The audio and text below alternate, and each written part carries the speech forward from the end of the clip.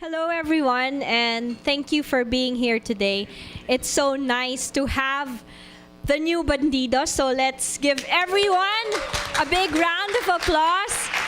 We really intended for this gathering to just be a very simple and intimate gathering of people who support the youth, their education, and of course, the one day when they decide to be professionals, we hope to have been able to do our parts in motivating them, right? So that's why we're here today. Before I say my many thanks, because that will be in the end, okay, I'd first want to call on Mr. Ramon Jacinto. Why? Because without him, we would really not have any bandido whatsoever. So please, come up on stage, Tito Ramon. Okay. Thank you. Thank you very much for coming. Thank you, Pia. A little bit on Radyo Bandido. In 1986, when Secretary of Defense Ponce Enrile broke away from Marcos, he was managing my radio stations. They sequestered it upon the declaration of martial law because my father was against Marcos, and we were exiled.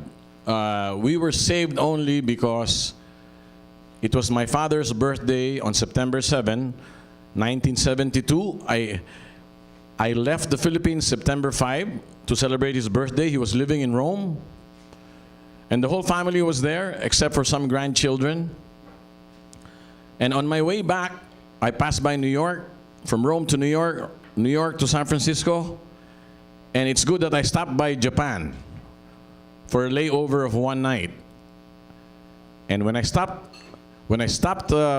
into my hotel in Japan, wala pa nung text, wala pa nung kung ano, there was a telex message saying, for my father in Rome, saying, do not go to the Philippines. Martial law has been declared. So I lifted the phone and I tried to call the Philippines because I wanted to go back. My guitars were in the Philippines, so I wanted to go back.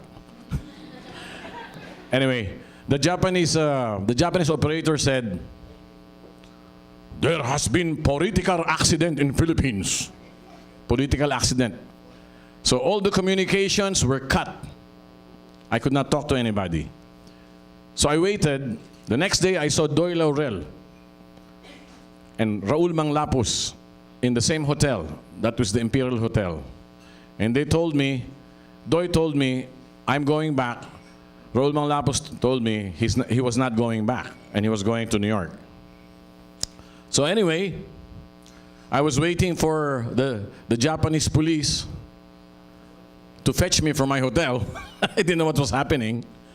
Because at that time, if you remember, Pete, Park was kidnapped. The Kim Dae-jung was kidnapped by the martial law, by the military government also. So my father said, do not go with anybody. Anyway, I went to Rome. To make a long story short, they canceled our passports, and we became refugees. We were just saved by luck, and the fact that my mother made us pray the rosary every day. So, anyway, fast forward to the revolution. Ponce Enrile, the faction of Ponce Enrile, managed my radio stations. And they broke away from Marcos. And they holed up in Camp Crame, no? Camp Crame. And Marcos was about to send the tanks to bomb them away. And Radio Veritas was bombed. So nobody knew, not too many people knew they were there. And Marcos was going to either kill them or capture them. So Ponce Enrile asked Father Reuter, can you please go to DZR, can you please go to DZRJ and announce for the people to come to our rescue, to converge here. so we can be protected. So anyway, it's in the book of Enrile. It's in his book. All of what I'm telling you. So June Keithley went to the radio station, which was in Santa Mesa. It was a tower there in JNT building. It was very near Malacanang. June Keithley went there with some young people. I don't remember the names now, but they were heroic people that Father Reuters sent. And the St. Paul nuns guarded June Keithley. They sat on the stairs. They slept there and they sat there for, I don't know, for 2 or 3 days or 4 days. And they were praying the rosary there. Now, June Keithley started broadcasting. Marcos thought Radio Veritas was broadcasting again. But June Keithley said, this is Radio Bandido. Well, as fate would have it, the frequency of DZRJ was very close to Radio Veritas. Ang akala nila Marcos, Radio Veritas pa rin yun. But my technician shaved the crystal of the transmitter so that he moved the frequency a little bit more to the right or to the left, I don't remember. But they thought Radio Veritas was broadcasting again from a clandestine location. They never thought that very near them was DZRJ. Okay? But anyway, June Keithley heroically, she's really a heroine with the youth that were with her, with the young people that were with her. They were able to call the people to EDSA, and the rest is history. And I really had nothing to do with it, except that because I was in Hawaii watching. I'm no hero. The only achievement that I did was I liked music, so I set up a rock and roll station. And that rock and roll station was used by God as an instrument. And then it happened again. When Erap was president, Copa came to me and said, Radio Veritas refused to broadcast a tape of Chavit Singson and Atong Ang fixing the numbers racket here in the Philippines. So I said, okay, DZRJ AM will broadcast that. So my announcers were afraid. He said, papatayin tayo ni Ping Lacson. Sinabi ko, umuwi na kayo, ako na lang dito. After a while, they said, may iwan na kami, sir. O sige. Okay? So I started broadcasting that tape of Chavit several times an hour. And I said, if you think Erap should resign, then call in. You have 1 minute. And I had a buzzer. So people started calling. Si Erap yan. Si Erap, Atong Ang is referring to Erap. Ganon. Dapat mag-resign na siya. So it snowballed and snowballed and snowballed because what I did, Jesly Lapus is there. Jing Lapus, my good friend. Hello, welcome. So what I did was to connect my AM station to the FM stations in the provinces via satellite.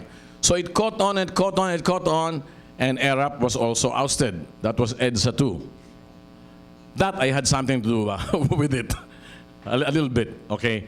But it just goes to show you that DZRJ AM has been blessed by destiny, by fate, twice to make a difference. Radio Bandido has a DNA of triggering big events. Okay? Now, Pia, she loves education. She loves to educate the people. She's a very good cause, and she's very dynamic. She came to me with Angelo Castro, Keithley Castro III, over there. Give him a big hand. Her mother's the heroine, and Angela, the boss of the heroine. Anyway, and then so they said, what can we do about these coming elections? We have to make a difference. There are certain things that are not right, and we should wake up the youth. So I said, look, twice this radio station has already done almost the impossible. Maybe there's a third time. Now, what do we need to do? We need to awaken the youth that they should be involved in politics or in what happens to the country. Because my time is past. I'm 70 years old. And my knees are already gasgas na sa kakalaban kay Marcos kung saan-saan. Wala na. Okay? May kalyo na ako. So, then I ask myself, how can I give back to the people? What can my radio station do now? And the answer came easily. We should have a voice of youth. So I talked to them about it, and they gladly accepted the challenge. And I said, okay, I'm going to give you 5 to 9 in the morning, daily, 4 hours. Okay? You get the youth involved, and you start a web page that the youth will follow. Because most of the youth like to be with their iPad and their phones. They don't really care about, they don't listen to politicians anymore. Panay pa-charming sila eh. They all talk to be pa-charming, you know. They don't talk from the heart. So they don't listen anymore. My son told me, I don't read the papers. He's 30 years old. He was here a while ago. I don't read the papers, and we don't believe in politicians anymore. There's that indifference that has to be corrected. Not corrected, but awakened. You know, I mean, change a little bit and say, hey, sa inyong future, hindi naman sa amin eh. Okay? So, 4 hours a day, I don't know if we will make a difference. But we'll try. We'll try. And they want to continue the legacy of Radyo Bandido. You know, Angelo Castro worked for me before he worked with ABS-CBN. It was discovered by ABS-CBN, but he was in DZRJ first. Larry Henares started with DZRJ. Dating Daan started with DZRJ. Kibuloy started with DZRJ. Brother Eddie started with DZRJ. Dating Daan started with RJTV. So there's something there in the air which I cannot figure out up to now. There's something, okay? And I don't know why I feel so strongly that we should get the youth involved. And this program will be a trigger for them to go to your website, which they're more familiar with. Okay? How many websites have a radio station? Not too many. Maybe none. Okay? But anyway, welcome, and we hope that you spread the word that there's a voice of youth every morning, Mondays to Fridays, and I will do my best to support their endeavor. Pia, thank you. Thank you so much, Tito Ramon. Thank you so much for being here today. Coming up with this youth program really came with a lot of blood, sweat, and tears, but we're all here today. It's amazing the discoveries that we made when we started speaking to the schools and how excited they are in participating in this endeavor. So I would want to say thank you very much to the people that have come here today, beginning with the National Council on Disability Affairs. That's Saldi Sanchez. Thank you so much for being here today. The reason why we invite you also, it's because some of the topics that the youth have presented to us today are really issues on how they can help out their parents who are suffering also in their own family. So thank you so much for being here today. I'd like to say thank you also to Congressman Roman Romulo for being here today, championing our higher and technical education. Thank you so much for supporting our young people. Of course, my boss, I'd like to say thank you so much for being here today. Former Secretary Jesly Lapos, Secretary of the Department of Education. I'm so happy that he's here today because really, edukasyon ay ang solusyon. Diba? You all believe that, right? And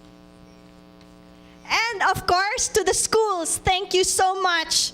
St. Paul University, Quezon City. Of course, we also have St. Paul University of Manila. They are just having exams, but they're going to be with us as well. Thank you to the radio broadcasting professors here today. Please stand up, Mr. Dan Deopante. Please, thank you. Thank you for the recordings and for training your students to participate in this endeavor. Thank you also to the Yes Pinoy Foundation. Thank you, Javi. Thanks for being here today. And also, he's not here today, but we want to say thank you to a friend, Ding Dong Dantes, also for helping us out with this. And I'd like to say thank you to the Polytechnic University of the Philippines who will be joining us. Lyceum of the Philippines, some of them are here. Nicole Jacinto, where are you? Hi, Nicole, the daughter of Tito Ramona Jacinto. Thank you. And FEU will also be participating with us in the University of Asia and the Pacific. Thank you, Tito Ramon Jacinto, for believing in the Bandidos, for coming up in the Bandidos. And thank you to my mom and my dad, my biggest fans. And thank you to Missy Puyat Castro, who will be helping us in District 1 Makati with the Council for Women. Diba? And Ina Sorosa, District 2 Makati also. And of course, my very best friend, Sandhya Castro Tayag from Romulo Mabanta, my favorite only lawyer bruja friend. So thank you and enjoy. Good evening. Thank you very much.